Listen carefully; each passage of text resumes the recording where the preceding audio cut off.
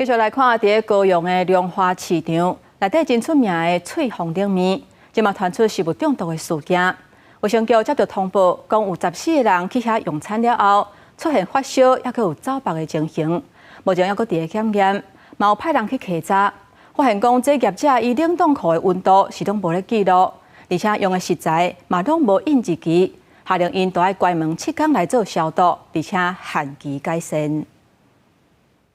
免将大冷面的相片配色水看落真好食款，不过下一张刷地主大动，高雄龙华市场内翠红冷面传出食安事件，受害民众指控用餐了后出现食物中毒。气温那么高，食物如果没有马上冰起来，或者会影响品质嘛。上个礼拜朋友吃过没事啊。警察人员到场采验酱料这的食材，卫生局初3至初6陆续接到6间病院通报，有14人食椒麻皮蛋冷面了后出现发烧落瀉症头。现场发现业者无冷藏冷冻温度记录，食材无标示分装也是有效日期等，粪扫桶嘛无看管，有交叉感染的记录。日式昆布、柴鱼酱、虾仁等共10件，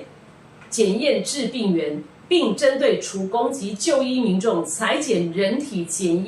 检体检验中，地面员还搁咧检验，卫生局下令业者初4至初10停业清销。业者已经伫7号前完成清洁，复查了后，若是无改善，会可能依照食安法罚6万至2月不定的罚款。90%几应该是皮蛋口味的问题，所以我们现在先停卖了，然后开始联络赔偿事宜。我们做完就会冷藏，因为它比较麻烦，就可能处理过程时间会比较耗长。天气稍热，较低数食物歹去，医师提醒食材餐点要注意保鲜状况，也甲有效日期。料理前一定要洗手，而且青加熟的要分开处理，剩的菜莫留伤久，以免食歹腹肚。记者综合报道。